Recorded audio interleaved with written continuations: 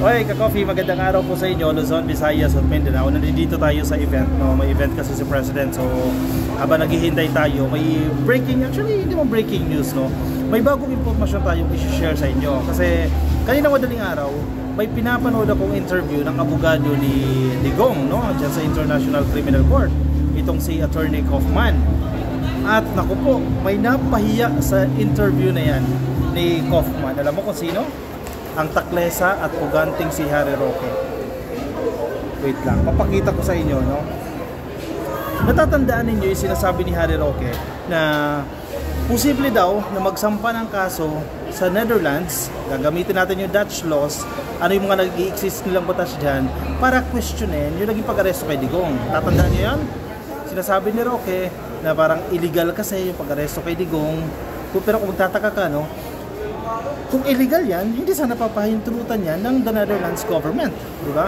Hindi nila i-allow na makulong ang isang dating presidente ng Pilipinas sa International Criminal Court sa kanilang teritoryo. Nagigets nyo yan, ka-coffee, no? Hindi nila i-allow yan kasi kung sinasabi ninyong illegal. Eto na. So, tinanong nitong, sino ba to? Dito sa YouTube channel na ito ni Alvin Dave Sarsate. Ito yung interview, no? Pwede nyo balikan, pero mahaba kasi yung interview, 33. So, summarize ko na lang, no? Itong Alvin Dave Sarsate, maganda yung kanyang interview, no? Actually, 218,000 views na yan. Tinapos ko talaga yan, no? Anyway, doon sa sinasabi ng kampo nila Digong, sige sabihin natin si Harry Roque, hindi siya official part of the camp, no? Sinasabi nila, sampahan ng kaso, gamitin yung mga existing laws dyan sa Netherlands para questionin yung legality ng pag-aresto kay Digong. Sabi ni Kaufman, alam mo kung ano sabi niya? Iyan po ay isang crazy scheme. May napahiya. Yan daw po isang crazy scheme. Netherlands versus Netherlands. Ganyan pagkakasabi niya. English nga lang, no? Isa po yung crazy scheme. Sasampahan mo yung Netherlands dahil sa pag-violate ito sa sarili niyang batas. Netherlands versus Netherlands. Diba? Payang-paya si Roque dyan. Sige, kakaisip nila ng remedy. Kasi yung sinasabi nila, hindi, gagawin natin lahat ng paraan para may uwi si Digong. O sige, kung hindi sila umuusad dyan sa ICC, kasi malamang, malinaw naman na ang ICC, may batayan sila kung bakit nila kinulong si Digong. Bakit nakakulong dyan. No? So, ano yun, parang kina-question nila yung authority, yung legality ng ICC. So, iakyat nila sa the Netherlands government. Nagagamit yung mga laws ng the Netherlands. Kasi siya Roque, kung ano yung ginagawa, naghahanap ng mga provision, ng mga batas dyan sa Netherlands para magamit nila against doon sa pag-aaresto kay Digong. Kung napahiya siya dyan. Sabi ni Kaufman, crazy scheme. Wait lang, ha? Balikan natin kung aling portion yan. Nakakatawa itong si si Harry Roque napapahiya. Naglabas siya ng statement, kasi napahiya talaga siya ng tono dyan. Wait lang, ha? Medyo maingay, ha? Kasi sabi ko nga sa inyo, nasa event tayo, no? 3:36. Hanapin ko lang yung timestamp, no?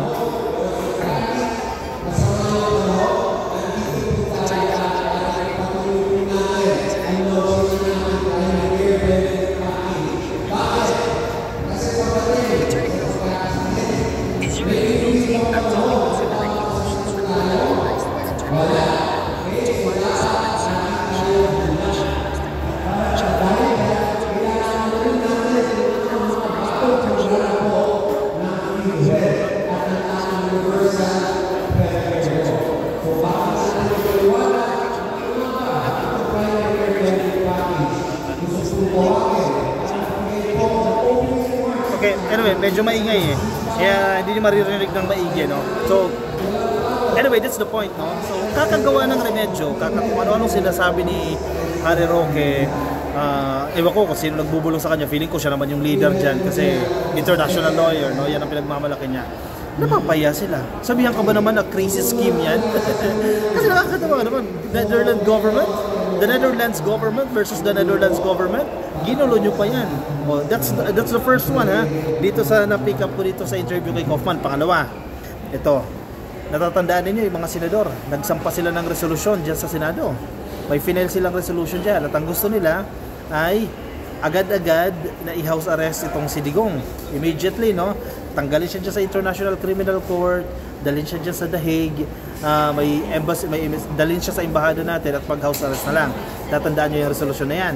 Alam mo, prangka itong si Kaufman, in fairness kay Kaufman ha, sabi ni Kaufman, na welcome niya yung mga resolusyon na yan.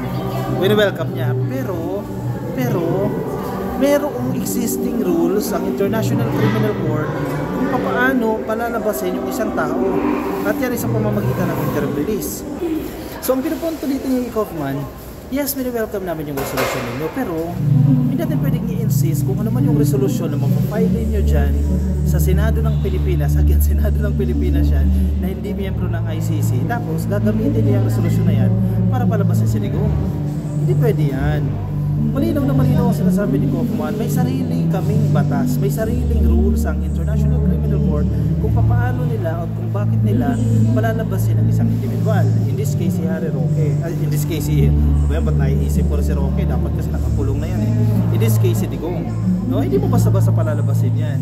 Kasi may batayan ang ICC. Kaya, nako, Robin Padilla, Bato, Amy Marcos, magsitigil na kayo dyan sa Senado. Nagpapagod lang kayo. Pakinggan ninyo si Kaufman dahil feeling ko naman mas eksperto naman yan sa bagay na yan. Feeling ko nararamdaman ko, lalayasan sila ni Kaufman. Aalisan sila ni Kaufman dyan. Parang nai-stress na ito eh. Sa interview lang eh.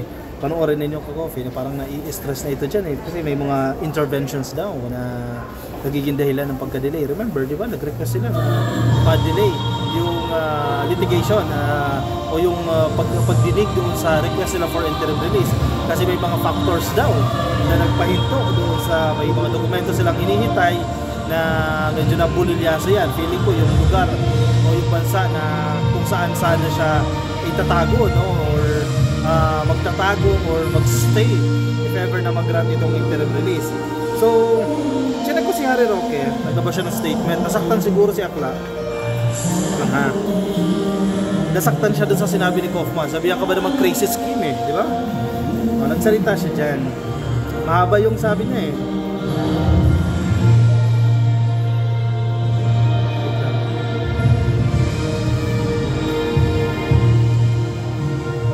Ito.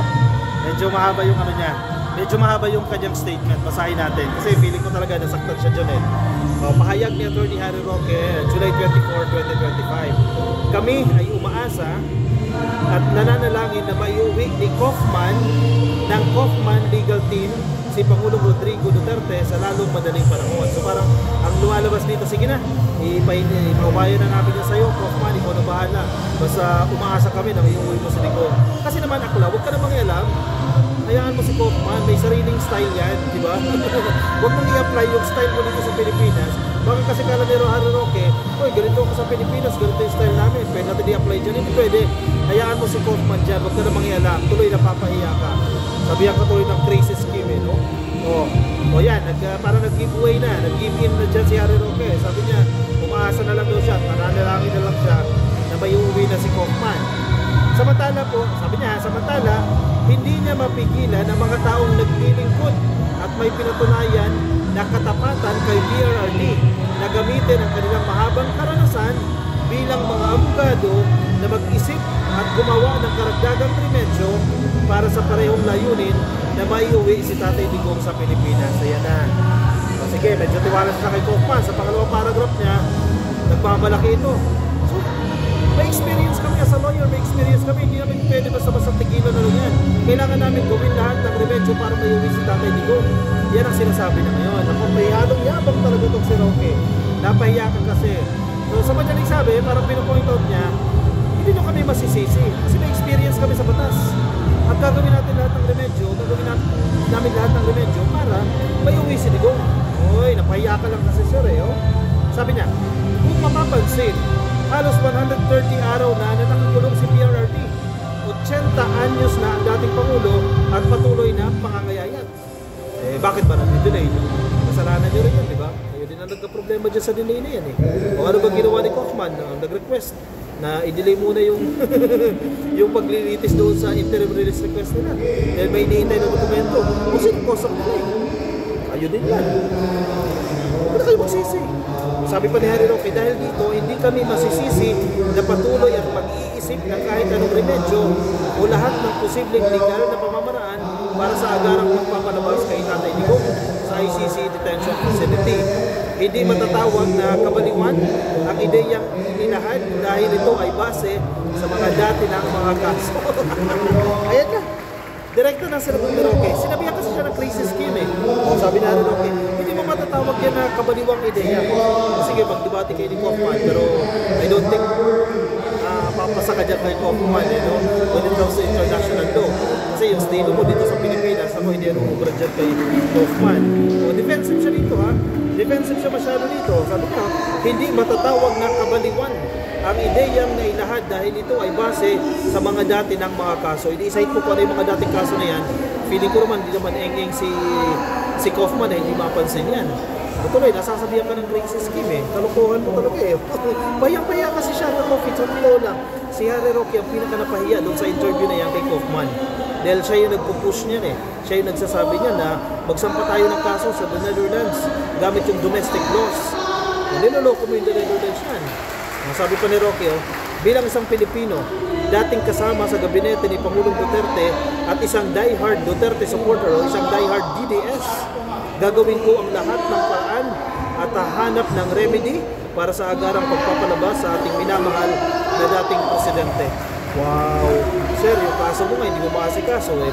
Unahin mo pa si Digong. In the first place, hindi ka parte ng legal team. Hindi ka parte ng legal team ni Kaufman. Paano gagawin mo lahat? Anong gagawin mo lahat? O rally? Mag-ingay ka dyan, magsisigaw ka dyan sa Duterte Park, sa Duterte Forest. Yan ang gagawin mo dyan. Siraan na siraan si PBBM. Ngaw-ngaw ng ngaw-ngaw. Kung ano-anong gagawin mo. Sa tingin mo, may uwi mo si Digong. Ngaw-ngaw mo, kakasalita mo ng kung ano-ano. O kakarali mo, may uwi mo si Digong.